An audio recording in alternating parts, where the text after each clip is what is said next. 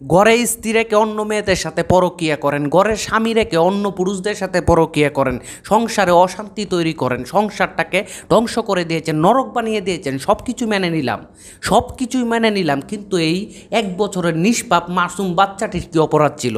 তার কী অপরাধ ছিল? কেন তার সাথে এমনটা করা হলো? আসসালামু আলাইকুম ভাইয়ারা, সকলে কেমন আছেন? আশা করছি সবাই ভালোই আছেন। ভাইয়ার আজকে যে ঘটনাটি আপনাদের সাথে শেয়ার করব, এই ঘটনাটা নিয়ে ভাই আমার কথা বলার ভাষা হারায় ফেলছি।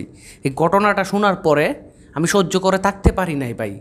বলতে গেলে চোখের এক কোণাতে পানি চলে আসে এই বাচ্চাটা এবং এই মেয়েটার কথা শোনার পরে। তার সাথে যে ঘটনাটা ঘটেছে, এই মেয়েটার স্বামী আজিজুল হক, ঘটনাটি ঘটেছে বগুড়ায়। আজিজুল হক একজন সেনা কর্মকর্তা, তে চট্টগ্রামের সেনানিবাসে কর্মরত ছিল। 2 মাসের ছুটিতে বাড়িতে এসেছে। আসার পরে তার স্ত্রী সন্তানদেরকে মার্কেট করে দেওয়ার জন্য এক জায়গায় নিয়ে যায়। সেখানে গিয়ে একটি আবাসিক হোটেলের মধ্যে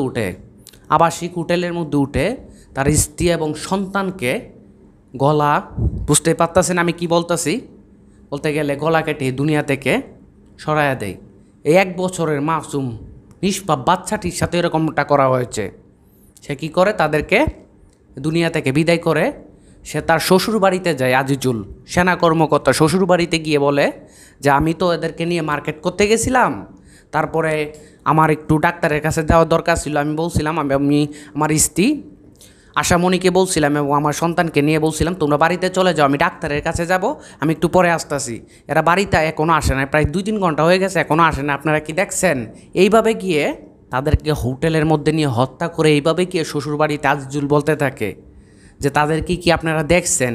এবং বিভিন্ন জায়গায় তার শ্বশুরবাড়ির লোকজনদের সাথে সে কুচাকুচি শুরু করে, এরকম অভিনয় করে। তারপরে সে হঠাৎ করে উধাও হয়ে যায়। উধাও হয়ে কোথায় যায়? যেখানে তার স্ত্রী সন্তানকে সাথে এরকম একটা জঘন্যতম কাজ করেছে সেই হোটেলে যায়। হোটেলে গিয়ে সেখানে যে হোটেলের যে বিল থাকে, খরচপাতি থাকে, সেগুলো পরিশোধ করতে যায়। তখন হোটেল কর্তৃপক্ষ সন্দেহজনকভাবে আজিজুলকে আটকিয়ে সেই রুমের মধ্যে যায়। গিয়ে দেখে এই কাজ করেছে আজিজুল, তার 1 বছরের ছোট্ট নিষ্পাপ বাচ্চাটাকে এবং তার স্ত্রীকে দুনিয়া থেকে সরিয়ে দিয়েছে। তারপরে তারা পুলিশের কাছে এই আজিজুলকে তুলে দেয়। দর্শক শ্রোতারা, আপনারাই বলেন এই আজিজুলের কী শাস্তি হওয়া দরকার? কী শাস্তি হওয়া দরকার এই আজিজুলের? বললাম তাদের মধ্যে সমস্যা ছিল, গ্যাঞ্জাম ছিল, অনেক কিছুই হতে পারে একটা সংসারের মধ্যে। তাই বলে এরকমটা হবে নাকি বলেন? কার সহ্য হবে এরকম ঘটনা ভাই? আমি সহ্য করে থাকতে পারলাম না এটা দেখার পরে, যে এই 1 বছরের নিষ্পাপ মাসুম বাচ্চাটার নাকি দুনিয়া থেকে বিদায় করে দিয়েছে এবং মাথাটা সে নাকি নদীতে নিয়ে ফেলে দিয়েছে।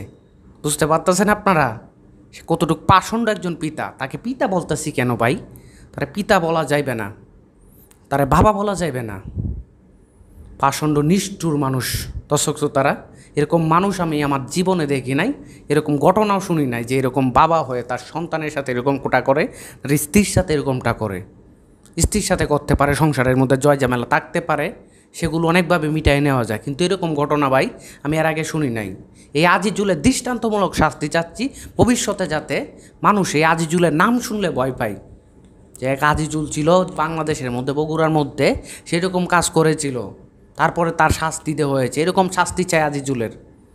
আজকে আর কথা বললাম না ভাই, ভিডিওটাতে কথা বলার ভাষা হারায় পাচ্ছি, কী কথা বলবো ভাবতে পাইতেছি না ভাই। মনটাই ভেঙে গেছে এটা দেখার পরে, খুব কষ্ট লাগতেছে বুঝছেন এই মাসুম বাচ্চাটার জন্য। সকলে ভালো থাকবেন, আসসালামু আলাইকুম।